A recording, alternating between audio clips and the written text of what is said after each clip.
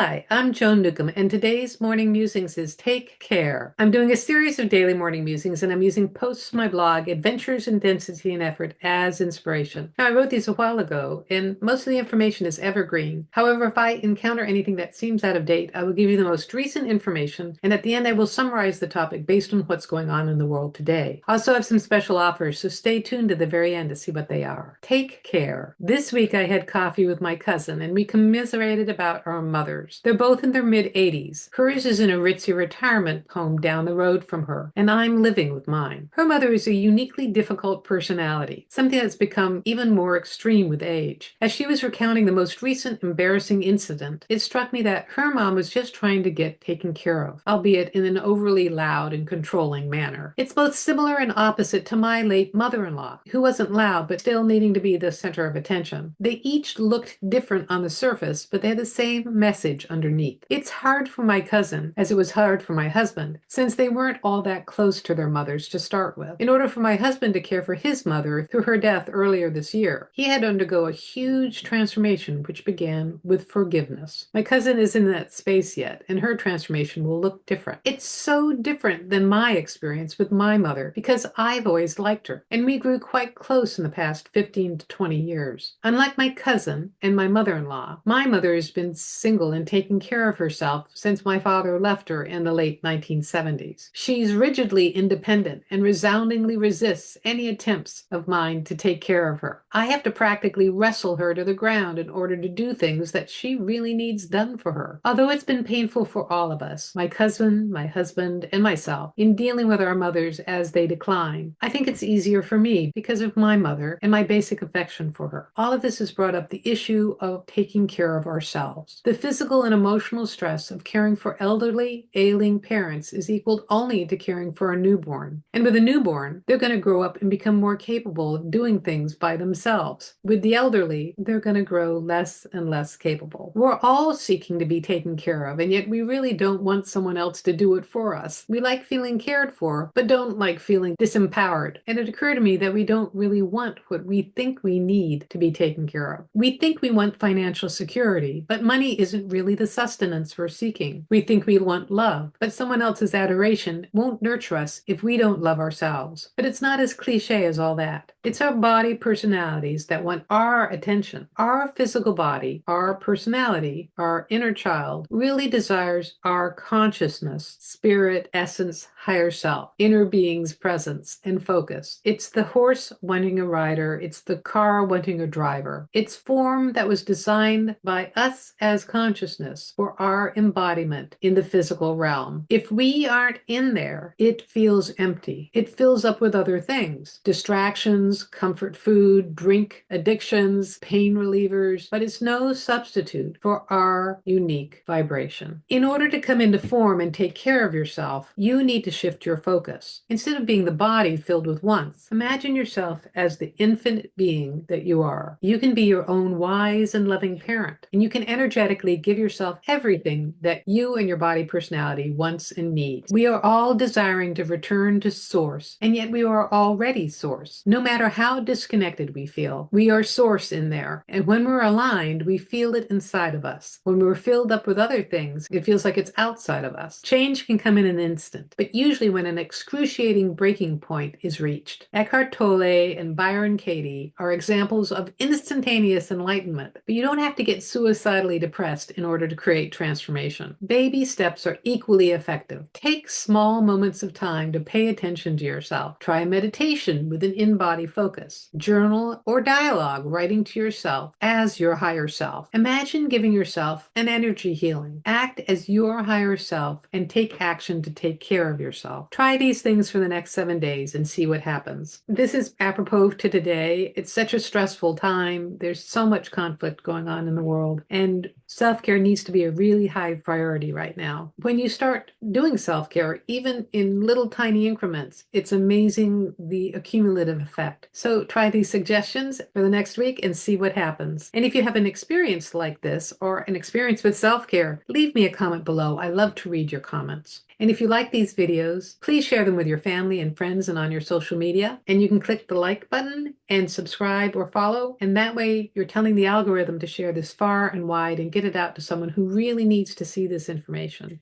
And if you want a free sample of one of my consciousness techniques, click on the link below to the skybox technique. It'll give you a drone's eye perspective of your life and everything that's going on. And if you want some manifestation techniques, Manifesting Money and Miracles is my self-study course where you can gain some skills to completely transform your external reality. And if you want to know more, my website is joan-newcomb.com. There you can sign up for my personal sessions where I take a look at you as consciousness and what you're creating in your life, and I can answer any questions that you might have, whether it's about money or relationships, what's coming up in the future, and I can also talk to deceased loved ones. And it's all recorded just for you. And if you want to learn how to do this for yourself, that is navigate your life as consciousness with the help of some of my consciousness techniques, Manifesting Money and Miracles is a great preparation for my coaching special where I work with you one-on-one and I give you specifically chosen consciousness techniques so that you can transform your life. So go to my website, joan-newcomb.com, and I'll see you tomorrow in another Morning Musings.